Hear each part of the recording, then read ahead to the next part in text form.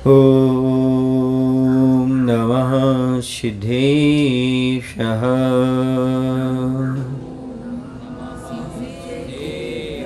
ॐ नमः सिद्धेशः।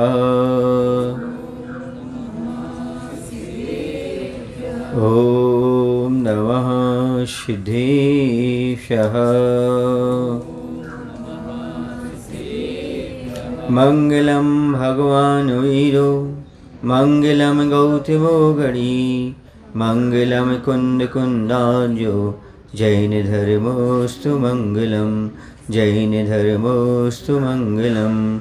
बोले अहिंसा परमो धर्म की देवादेव श्री महेश्वरनाथ भगवान की। आचार्य गुरुदेव श्री विद्यासागर जी महाराज की। आचार्य समय सागर जी महाराज की जय।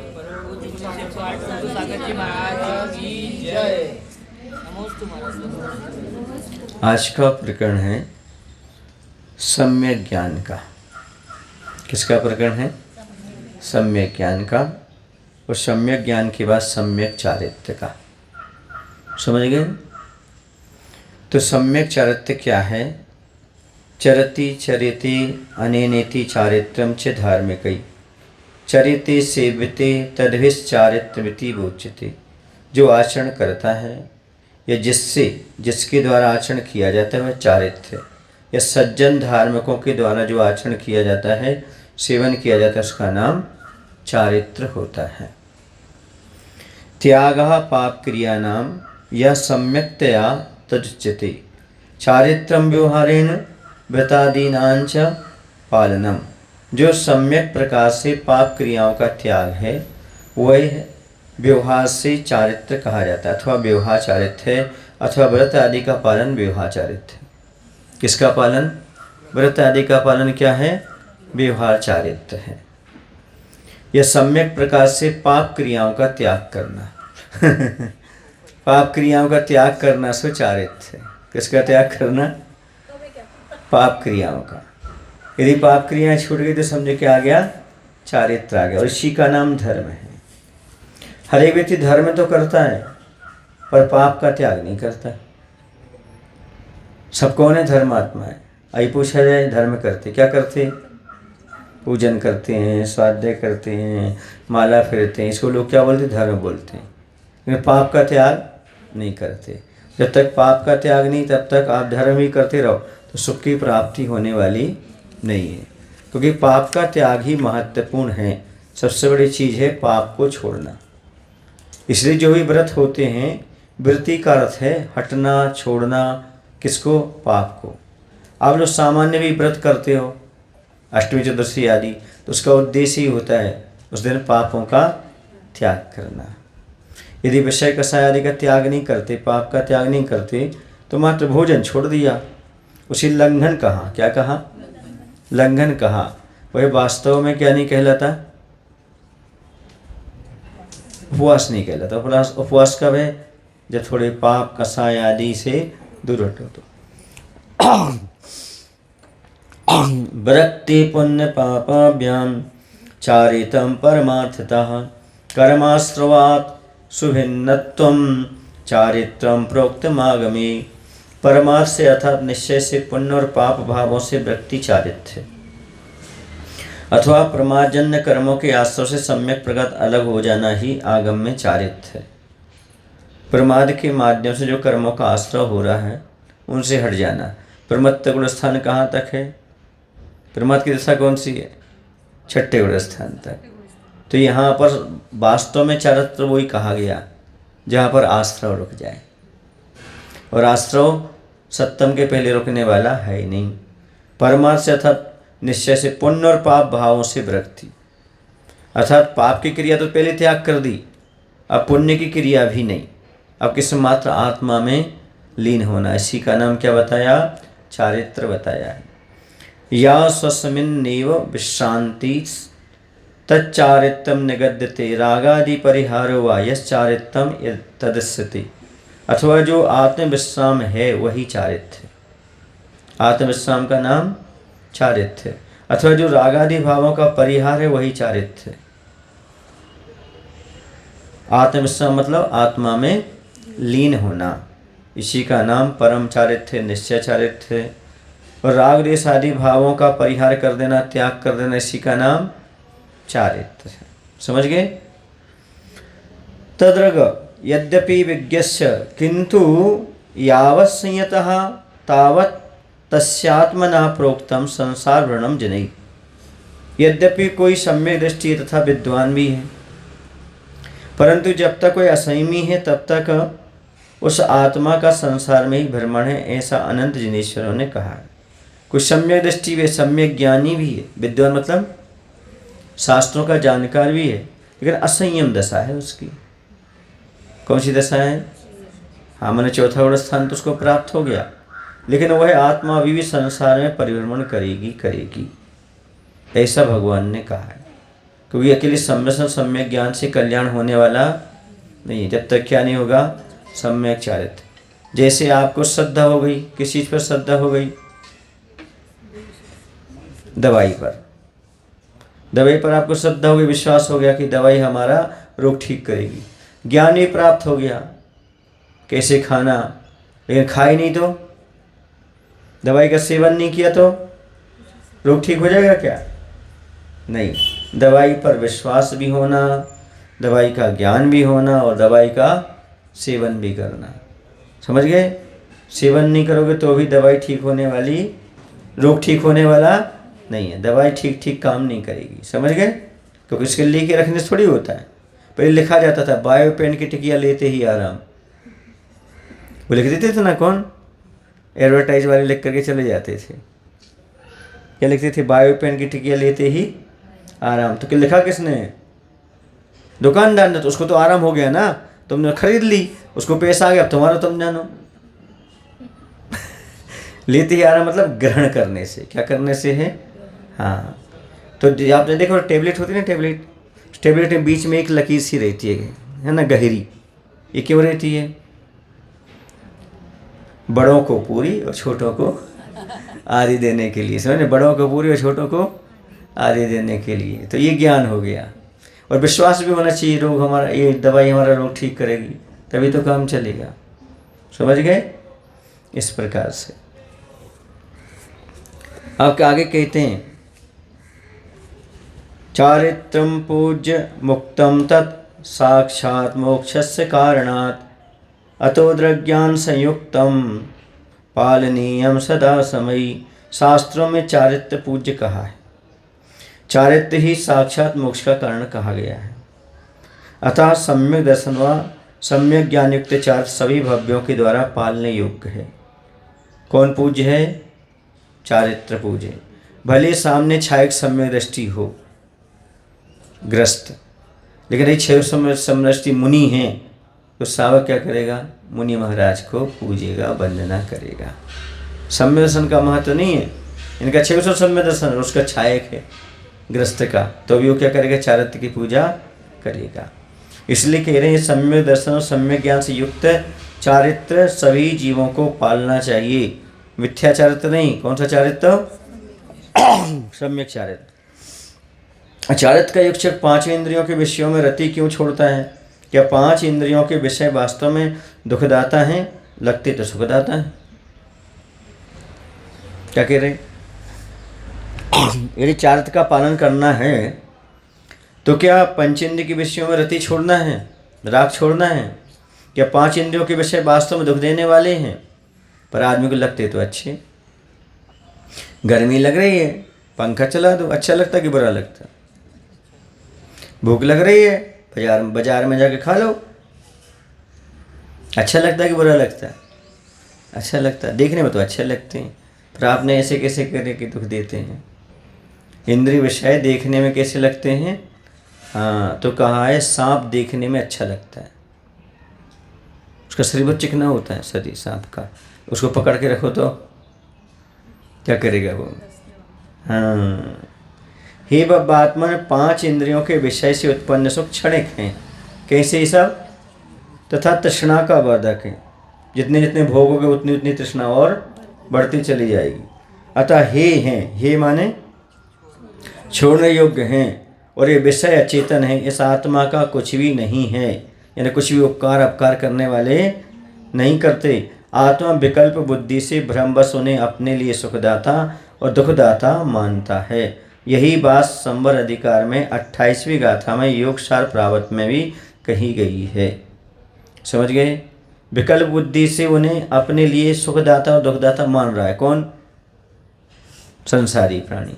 लेकिन सुख दुख देने वाले नहीं। हम जैसे विकल्प करेंगे वैसे। अभी पंचेंद्रिय के विषय हैं, राग करोगे तो दुख है और नहीं करोगे तो नहीं। सुगंध दुर्गंध दोनों को आ रही। एक विकल्प नहीं कर रहा है, विकल्प कर रहा है, दुर्गंध हटा दो सुगंध ला दो। अब सुगंध दुर्गंध क्या कर रही? विकल्प करने वाले के लिए, विकल्प के लिए दुख देने वाली, सुख देने वाली, और विकल्प नहीं करो तो सुख दुख देने वाली नहीं है। सीधी सी बात। फिर इंद्रिय सुख दुख रूप ही सिद्ध हुए। भाई पुनः पुनः पूछो तब भी बात यही है कि संसार के सारे सुख कैसे हैं? इंद्रिय सुख दुख के कारण है। संसार में कोई भी नित्य सुखी नहीं है। इंद्रिय सुख अनित्य है, क्षणिक है, दुख का कारण है। संसार में संसारी प्राणी के कोई ऐसा सुख काल नहीं जिसके बाद दुख आया ही ना हो, तथा ऐसा सुख किस काम का कि जिसके बाद दुख भी आता है। जो अस्थिर है, पीड़ाकारी है, तृष्णावर्धक है, कर्मबंध का कारण है, पराधीन है, उस इंद्रिय जन्य सुख को जिन राजों ने असुख दुखी कहा है। संसार का सारा सुख दुख से कोई विशेषता नहीं रखता। जो इस तत्व को विषय रस में आसक्त होकर नहीं समझता वह मूढ़ चारित्री नहीं कहा जाता। पतंगा, पतंगा समझते हैं आप? जोड़ने वाला होता है। वह रूप के वशीभूत होकर के दीपक में आकर के जल जाता है। हिरण शब्द में आसक्त होकर के क्या हो जाता है? मर जाता है। बीना बजाने वाले बांसुरी बजाने वाले बांसुरी बजाते जंगल में, तो हिरण उसकी आवाज़ सुन के पास में आता है, शिकारी पकड़ लेता है। हाथी स्पर्श में आसक्त होकर के, कैसे हाथी कैसे होता है बताएंगे अभी। भौरा गंध में आसक्त होकर के, मछली रस में आसक्त होकर के, इनने एक एक इंद्रिय संबंधी सुख के वशीभूत होकर अपने प्राण गंवा दिए। तो जो पांचों इंद्रियों के सुखों को भोगता है वह क्या होगा उसका जरा सोचो। हाथी को क्या करते हैं? इतना बड़ा हाथी बस में कैसे होता है?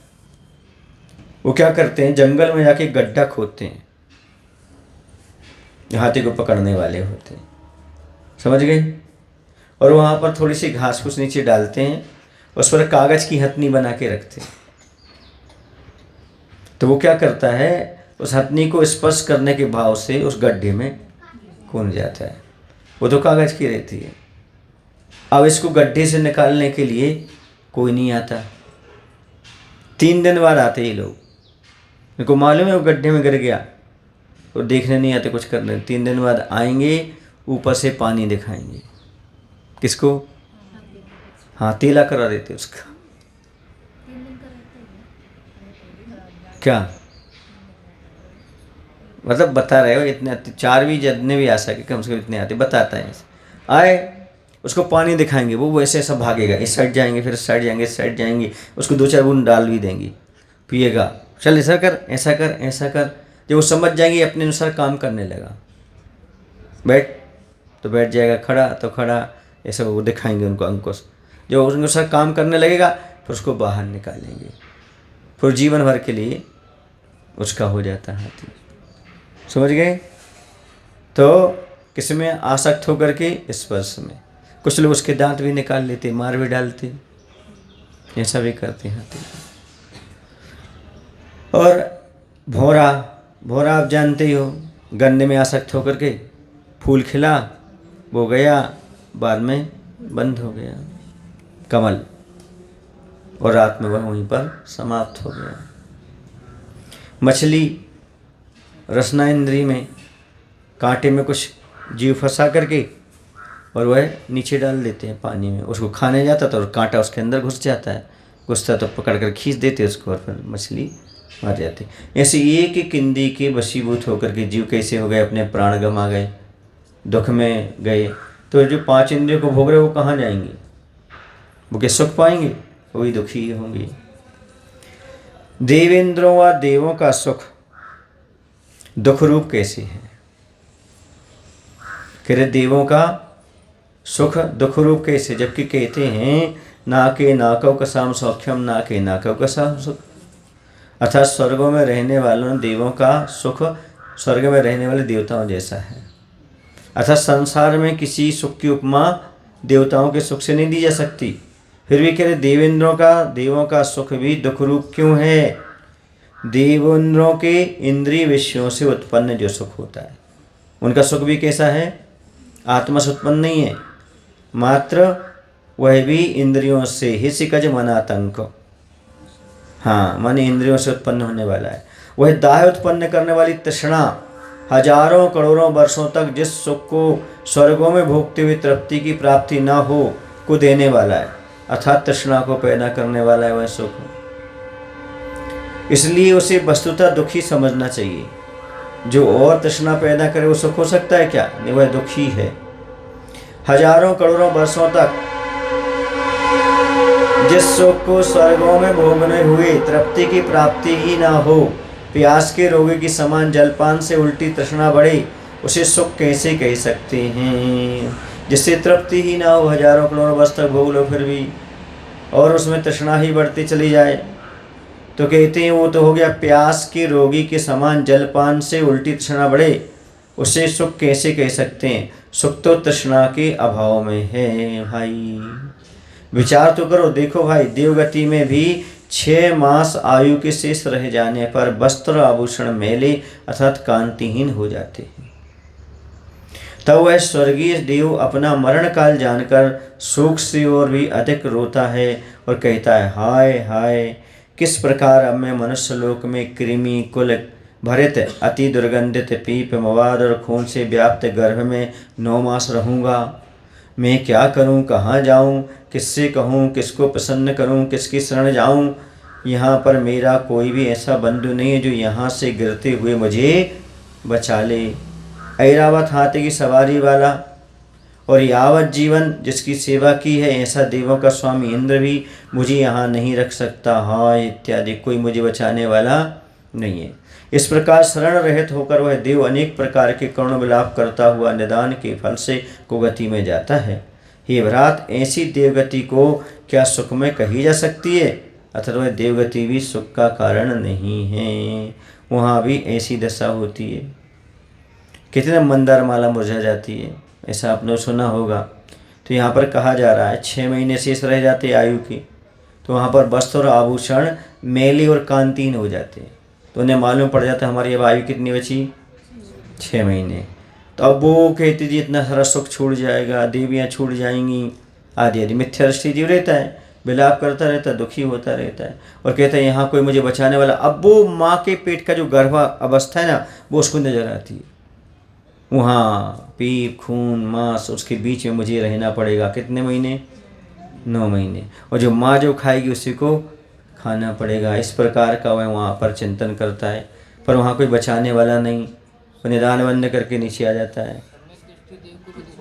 हाँ, सबको दुख तो सबको होता है। सम्यक दृष्टि को तो और ज़्यादा होगा, तो उसे भी तो मनुष्य बनना है नीचे आकर के। नहीं, देवताओं के कोई त्याग नहीं होता वहाँ पर, कोई छल लिखना नहीं। आयु पूरी भोगना ही जितनी है उनके पास। नहीं होता ही नहीं, वहाँ होता ही नहीं, ऐसा कुछ नहीं। कपूर की बात शरीर उड़ जाता है। हाँ, स्वयं चेत जाओ तो चेत जाओ, समझ गए? हाँ, कोई समर्थन प्राप्त करा दे तो करा दे, सल लिखना आदि नहीं। क्योंकि कंठ से जब झरना है तो झरना है, उनका कोई त्याग नहीं कर सकते हो, समझ गए? चौथे उठ स्थान से ऊपर देवता लोग नहीं उठ सकते। इसलिए वहाँ पर कहा है देवों का सुख दुख रूपी है। जो मुनिराज ध्यान में बैठ जाते उनका सुख कैसा कहा? नाग नरेंद्र हरि अहमेन्य को नाही कहो। जो अखत आनंद लियो, मुनिराज को ध्यान में जो आनंद आता है वो देवेंद्र नागेंद्र चक्रवर्ती को नहीं आता, क्योंकि उन सबका सुख इंद्रिय सुख है और मुनिराज का सुख अतीन्द्रिय सुख, इसलिए उनके पास दुखी है। इसलिए कहा देवों का सुख दुख रूप ही होता है, क्योंकि वह दुख को बढ़ाने वाला है। वो तो पुण्य का फल भोग रहे ऊपर, ज़्यादा पुण्य थोड़ी कर पाएंगे वहाँ। आके तुम चैत्यालय की वंदना कर लें और जाकर के समूषण आदि में जाके दिव्य ध्वनि सुन लें, ठीक है। सम्यक दृष्टि जीव अच्छा भी कर लेते हैं। कुछ मिथ्या दृष्टि जीव ऐसे होते हैं, स्वर्ग जा कर के वहाँ पर भोगों में लग जाते हैं। हाँ, कोई सम्यक दृष्टि समझाते हैं तो थोड़ा बहुत समझ जाते हैं, और भगवान की पूजा तो करते हैं, अभिषेक भी करते हैं, और कुल देवता मान के कर लेते हैं। ये सम्यक दर्शन हो गया तो सच्चे देव शास्त्र गुरु मान लेते हैं, वरना क्या मान ले, कौन है, कुल के देवता है। जैसे आप है ना, मंदिर के माते जैनी है, पूजन क्यों करते, पिताजी करते थे तो करते हैं, समझ गए। इस प्रकार की बात, तो वह सम्यक दृष्टि जीव तो सच्चे देव गुरु मान के पूछते हैं, सच्चे भगवान ही, लेकिन मिथ्या दृष्टि कुल देवता मान करके पूछता है। कोई परिवार मित्र नहीं, कोई कल्याण मित्र नहीं समझ गए। बचाएगा कौन, लेकिन मित्र भी हैं। मान लो तुम्हारी आयु बन गई, तुम्हें आना तो पड़ेगा कि नहीं आएगा, या तो त्रिंच बनोगे या मनुष्य बनोगे, और क्या बनोगे, इससे तो कोई बचा नहीं लेगा आपको। देव पर्याय में है, या तो मनुष्य बनोगे या त्रिंच, वो तो वही दुख टुटका रहे हो, और क्या कह रहे हो, उनको वही दुख दिखते हैं। और 100 धर्म ईशान कल्प तक का एक इंद्री में जन्म ले लेता है। कितने में ले लेता है, एक इंद्री में जन्म ले लेता है। तो वहाँ से देखता है इस वृक्ष में हमें जन्म लेना, 1000 वर्ष तक वृक्ष में रहना है। पहले आप लोगों ने पहले पुरानी शायद देखी होंगी, उसमें एक देव बैठा है विमान पर, नीचे वृक्ष की तरफ देख रहा है। क्यों, उसको वाह करके कहाँ जन्म लेना है, एक इंद्री, पृथ्वी कायक, जल कायक और वनस्पति कायक में जन्म लेना है। अग्नि कायक और वायु कायक में जन्म नहीं लेगा एक इंद्री में, तो वो निकृष्ट पर्याय मानी जाती। लेकिन 3 स्थावर में जन्म ले लेता है वो, पृथ्वी, जल और वनस्पति। कहाँ तक का देव, भवनेत्रिक और सौधर्म और ईशान युगल तक का देव, इतना हो सकता है। एक इंद्री कभी देव नहीं बन सकता, लेकिन देव एक इंद्री बन जाता है, और इस प्रकार के दुखों को भोगता रहता है। इसलिए इंद्रिय सुख का त्याग करना बहुत जरूरी है चारित्र प्राप्त करने के लिए। ये सुख देने वाले नहीं है, क्या देखने वाले हैं, दुख देने वाले हैं। कर्म परवशे शांते दुखे रंत ऋतुदयी पाप बीजे सुखे नास्था। ये पाप के बीज हैं। किसके बीज हैं, इसी संसार के सुख में आस्था मत रखो, आकांक्षा मत रखो, इनका त्याग करो। शुद्ध चारित्र रूप स्वभाव प्राप्ति का उपदेश दिया जाता है, परंतु जब स्वभाव वस्तु में विद्यमान है ही तो उसकी फिर उपलब्धि कैसे, और उपलब्धि है तो उपदेश किस बात का। शुद्ध चारित्र रूप स्वभाव की प्राप्ति का उपदेश देते हैं, और स्वभाव तुम्हारे अंदर है, उसको प्राप्त की बात कैसे कर रहे हो। यह यद्यपि उचित कथन है कि स्वभाव का कभी अभाव नहीं होता, परंतु उसका तिरोभाव यानी आच्छादन बना हुआ है, वो ढक गया। सूर्य का अभाव नहीं, बादलों से क्या हो गया, वो ढक गया। ऐसे स्वभाव कभी अभाव नहीं होता, वो ढक जाता है। सो उसके प्रकृति करणार्थ उपदेश दिया जाता है, वो प्रकट हो जाए इसके लिए उपदेश दिया जाता है। जीव द्रव्य को स्वभाव जो कि आच्छादित है उसकी प्राप्ति प्रकटीकरण स्वतत्व लक्ष्य के श्रद्धान ज्ञान एवं उसमें विश्राम से होती है। स्वतत्व का श्रद्धान करना, उसी रूप ज्ञान करना और उसी में लीन होना। भाई स्वभाव है तो सही, पर ढका हुआ है, प्रकट नहीं है। समझ गए। यूं मत समझना कि बीतराग आदि रूप स्वभाव बाहर से आ जाएगा, क्योंकि पर्याय बाहर से नहीं आती। इसे स्वभाव कहीं बाहर से नहीं लेना, प्रकट होता है। कहने को होता है कि हम कुआं खोद रहे, खोदी तो मिट्टी जाती है, पानी तो फूटता है, पानी नहीं खोदा जाता, खोदी क्या जाती है, मिट्टी, पानी तो फूटता है। सुन रहे, पानी मत खोदो, मिट्टी खोदो, पानी तो फूटेगा। स्वभाव मत चाहो, विभाव को छोड़ो, स्वभाव तो अंदर से फूटेगा। चारित्र के कितने भेद हैं, देश चारित्र और सकल चारित्र, ऐसे चारित्र के 2 भेद हैं, ठीक है ना। देश चारित्र पंचम गुण स्थान में होता है, और सकल चारित्र इसके आगे के गुण स्थान में होता है। सावक के हो गया देश चारित्र, और मुनिराज के हो गया सकल चारित्र। समझ गए। तत्व सूत्र में 9वें अध्याय में चारित्र के जो 5 भेद बताए हैं, वे कौन से चारित्र के हैं समझाइए। वे 5 भेद सकल चारित्र के, सामायिक, छेदोपस्थापना, परिहार विशुद्धि, सुख सांप्राय यथाख्यात। ठीक है। इनमें से प्रथम और द्वितीय चारित्र 6वें से 9वें गुण स्थान पर्यंत होता है। ठीक है, सामायिक और छेदोपस्थापना। दूसरा परिहार विशुद्धि चारित्र मात्र 6वें व 7वें गुण स्थान में होता है। तीसरा सुख सांप्राय चारित्र मात्र 10वें गुण स्थान में होता है। सुख सांप्रा छद्मस्त नामक जीव के 10वें गुणस्थान वृत्ति को होता है, तथा 5वें यथाख्याचत 11वें गुणस्थान से लेकर के 14वें तक और सिद्धों में भी मान लो मान्य है। तो ऐसे सभी गुणस्थानों में होता है। ठीक है। क्या चारित्र वास्तव में साक्षात मोक्ष प्राप्ति का कारण है? हाँ, यह त्रिकाल सत्य है कि चारित्र मोक्ष प्राप्ति का साक्षात कारण है। देखो, सम्यक दर्शन को मूल कहा, दंसम मूलो धम्मो। धर्म का मूल क्या है? सम्यक दर्शन। लेकिन चारित्रम खलु धम्मो, चारित्र तो धर्म ही है, मूल नहीं है, धर्म ही है। समझ गए क्या कहा?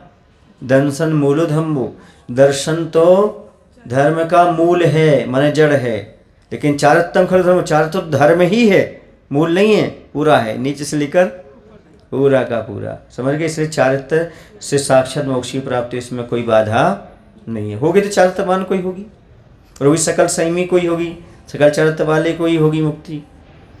क्या चारित्र वास्तव में साक्षात मोक्ष प्राप्ति कारण? बिल्कुल है।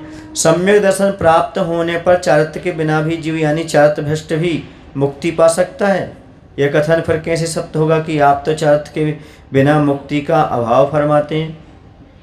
जहाँ यह कथन है कि दर्शन युक्त एवं चारित्र भ्रष्ट निर्माण को प्राप्त करते हैं, उसका अर्थ ऐसा समझना कि जिनकी सम्मिश्रण है वे तो चारित्र से वर्तमान भ्रष्ट हो तो भी कभी उसकी आवाप्ति मोक्ष चले जाएंगे अवाप्ति पूर्वक, पर मात्र व्यवहार चारित्र समझ संपन्न जीव हैं तथा सम्यक दर्शन भ्रष्ट हैं, वे 3 काल में मोक्ष नहीं जाएंगे, ऐसा समझना चाहिए। सारता दर्शन भ्रष्ट मात्र व्यवहार चारित्रवान के मोक्ष मार्ग में भी प्रवेश नहीं है, अतः मार्ग के बिना इष्ट स्थान की प्राप्ति कैसे हो सकती है? तथा चारित्र भ्रष्ट अवरत सम्यक दृष्टि तो मोक्ष मार्ग ही है, अतः जो मार्ग पर आरूढ़ है उसकी यात्रा भी एक दिन नियम से कभी न कभी पूरी होगी। इस अपेक्षा उपयुक्त कथन समझना, यह मत समझना कि बिना चारित्र के अवरत सम्यक दृष्टि को कहीं मोक्ष होता है, ऐसा 3 काल में संभव है। वाक्यों के भाव समझो, क्या कह रहे हैं यहाँ पर?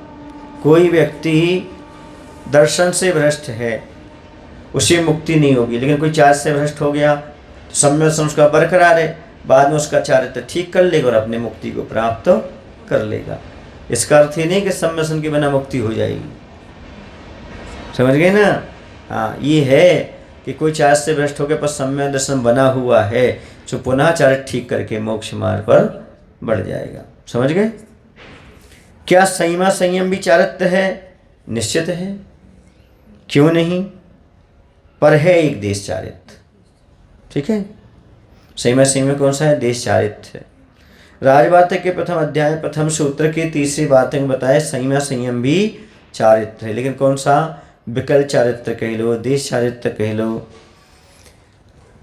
पुरुषार्थ सिद्धि का यहाँ पर बता रहे हैं, गाथा नंबर 214 रख के कह रहे हैं, जितने अंश में चारित्र है उतने अंश में अबंध है, और जितने अंश में उसके साथ साथ बरतने वाला प्रशस्त राग है वह भी मात्र प्रशस्त बंध का कारण है, चारित्र का अंश नहीं। ऐसा कोई कहते सो ठीक है क्या? इसमें क्या शंका? लिखा भी है, एनांसेनास चारित्रम तेनांसेनास बंधो नास्ति, एनांसेनास्त रागस्तेनांसेनास बंधोवती। भाई, यदि चारित्र आश्रय बंध का कारण हो जाए तो फिर किसी को ही मोक्ष नहीं हो सकता, इसलिए यहाँ चारित्र आदि के लिए बंध का कारण नहीं मानना। कुछ लोग कहते हैं व्रत आदि चारित्र आदि इससे पुण्य का आश्रय होता है, ये क्यों ले ली 2 प्रतिमा लेके क्या करोगे, इससे तो पुण्य का आश्रय होता है। तो ऐसा जो मान रहे हैं वो आश्रय न माने, बल्कि ये समझें कि वह निर्जरा का कारण है, उसके साथ आश्रय अच्छा होगा। तो कौन सा होगा? हाँ, क्योंकि सम्यक दर्शन भी फिर तो देवायु के आश्रय का कारण है। सम्यक तम छे, सम्यक दर्शन भी छोड़ दो, नहीं, सम्यक दर्शन से देवायु नहीं है, बल्कि सम्यक दर्शन हो गया तो त्रेंच और नरक और मनुष्यायु रुक गई, सीधी कौन सी मिल रही है? हाँ, जिसको रोक रहा है उसकी बात भी तो करो कि सम्यक दृष्टि दुर्गति में नहीं जाता यदि उसने पहले आयु ना बांधी हो तो। अब पहले आयु बांध ली तो कौन रोक सकता है? हाँ, लेकिन जिसने आयु नहीं मारी सम्मिश्रण प्राप्त कर लिया तो उसे दुर्गति का निवारण होगा। ये नहीं बोलते, क्या बोलते? देवगति में गया तो सम्यक छोड़ दो, फिर बचा क्या तुम्हारे पास? चारित्र भी छोड़ दिया, सम्यक भी छोड़ दिया, तो आपका ज्ञान ही मिथ्या हो गया। रहे कौन तुम? इसलिए यहाँ पर समझ लेना। और कोई आत्मा के अंश नहीं होती कि इस अंश में राग है, इस अंश में नहीं है। हाथ वाले आत्मदेशों में, पैर वाले आत्म, ऐसा कोई आत्मा तो कैसी अखंड है, समझ गए। राग भाव आदि की अपेक्षा ले लेना। भले ही परमात्मा तक ना पहुँचे, पर साधु का तप व्रत तो आखिर तप व्रत है, तथा वह चारित्र्य महान है, अतः पूज्य है, ऐसा कई जीव कहते। इसको कैसे समझना? देखो भाई, पूज्य कुंद कुंद आचार्य ने समयसार गाथा 152 में ऐसे कहा है कि परमार्थ में अस्थिर जो जीव तप करता है और व्रत धारण करता है, उसके सब व्रत व तप सर्वज्ञ देव बाल तप व बाल व्रत कहते हैं। तथा बाल व्रत और बाल तप का मतलब अज्ञान व्रत या अज्ञान तप। फिर ये बाल व्रत और बाल तप कर्मबंध के कारण है, ऐसा टीका में कहा है। परंतु कोई ऐसा भी ना समझे कि सभी साधु परमात्मा तक पहुँचते ही नहीं, अथवा अमुख ही पहुँचा हुआ है, क्योंकि पर की अरूपी आत्मा को प्रत्यक्ष देखना तो मात्र केवल ज्ञानी का विषय है। कौन मुनिराज कहाँ तक पहुँचे कौन जान सकता है? केवल भगवान जान सकते हैं। आप कह दो कि अमुक मुनि मिथ्या दृष्टि है, तो मैं पूछता हूँ सर्वकाल मिथ्यात्ति है कि काल विशेष मिथ्यात्ति? वो कुछ समय के लिए मिथ्या दृष्टि थी, हमेशा के लिए मिथ्या दृष्टि रहेंगे। यदि काल विशेष में तो तद व्यतिरिक्त काल में तो पूज्य है ना, अभी तो पूज्य है वो। अथवा यूँ कहते हो कि सर्वकाल मिथ्यात्ति हैं, तो आपने उसकी सर्वकालिक मिथ्यात्व पर्याय को कैसे देखी कि आप केवल ज्ञानी हो? अरूपी पर्याय रूपी आंखों से तो दिखती नहीं है। ऐसा सर्वासिद्धि के स्पर्श रसगंध वर्ण शब्दास्तरथा सूत्र की टीका के वर्ण शब्द से जाना जाता है, क्योंकि वहाँ वर्ण को ही चक्षु इंद्रिय का विषय बताया है। फिर आपने अपनी चक्षु से अरूपी अवर्ण आत्मा की अवर्ण मिथ्यात्व पर्याय कैसे देख लिया? यदि देखा है तो आप अरूपी पदार्थों के प्रत्यक्षदर्शी हैं, यानी आप कौन हो गए? केवली भगवान हो गए, जो कि संभव है नहीं। यदि नहीं देखा और कहते तो आपका कथन अदृष्ट होने से अपरीक्षित है, अतः गलत है, और 100 वचन विरोध का दोष आपको लगे। 100 वचन बाधित हो गए अब अपने द्वारा। सार्थक निष्प्रयोजन कादाचित त्रुटि से साधु को दोष लगाना ठीक नहीं, पर इसका मतलब यह भी नहीं कि सर्वथा हीनाचारी नग्न दिगंबर भेषधारी को यह कहकर कि हो जो हो नग्न दिगंबर भेष है सो है ना, ऐसा ही मत मानो। पूज्य मानना भी अपथ है।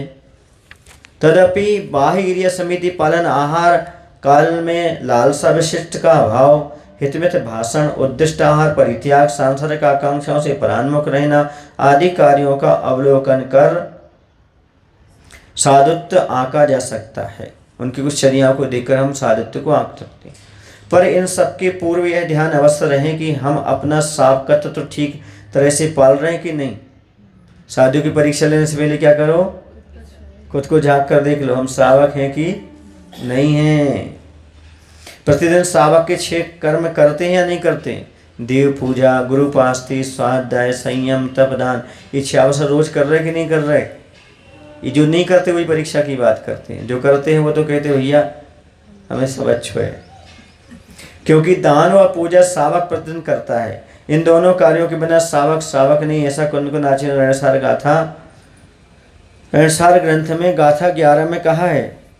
और जब तक हम स्वयं अपने पद में भी अपूर्ण हैं, तब तक अन्य के मूल गुणों का अपूर्ण या दोषपूर्ण पालन है, यह देखना ठीक है या नहीं। श्रावक इसके बारे में स्वयं विचार कर ले। वे मुनि की बात तो करते, पहले अपना धर्म देख लो है कि नहीं। सकल चरित्र कितने प्रकार का है? सकल चरित्र के 3 वेद हैं, ठीक है। छायक, क्षयोसम्यक और औपसम्यक। जैसे सम्यक दर्शन कैसे इसके कह दिए। मोह प्रकृति को उपसम से औपसम्यक चरित्र होता है।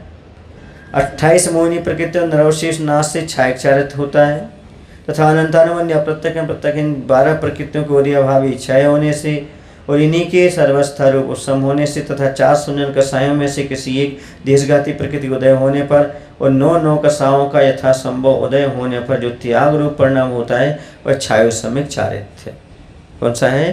क्योंकि कौन सा भाव होता है, कोई पूछेगा इस चरित्र का कौन सा भाव है इस चारित्र में, तो किसी में कौन सा होगा? छायक भाव, किसी में क्षयोसम्यक भाव और किसी में औपसम्यक भाव।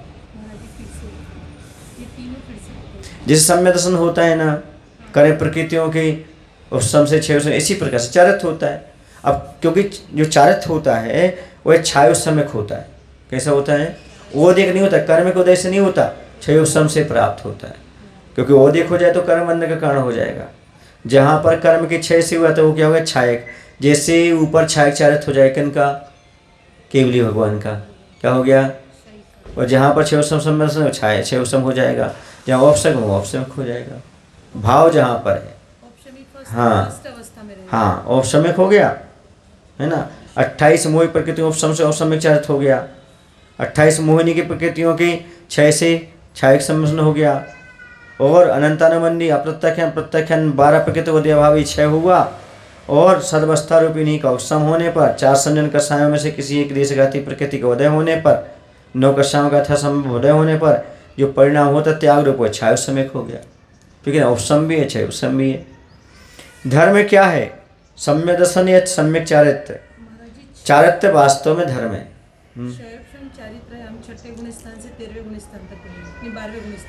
नहीं, जहाँ उपसम रहेगा 11 में।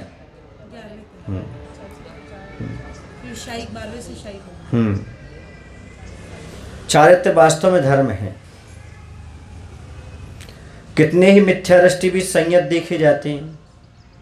बहुत से मिथ्या दृष्टि जीव हैं जो संयत देखे जाते हैं। सो क्या वे संयत नहीं है? नहीं, क्योंकि सम्यसन के बिना संयम की उत्पत्ति नहीं हो सकती। सामने देखने में मिथ्या आ रहा है, भले वो संयमी है तो भी वो सम्य दृष्टि तो नहीं, इसलिए उसे संयमी नहीं कह सकते। हाँ, मंद कसाई भी है, व्रत का पालन भी कर रहा, सब कुछ है, पर मिथ्यात का सेवन भी नहीं छूट रहा, इसलिए उन्हें संयत नहीं कह सकते।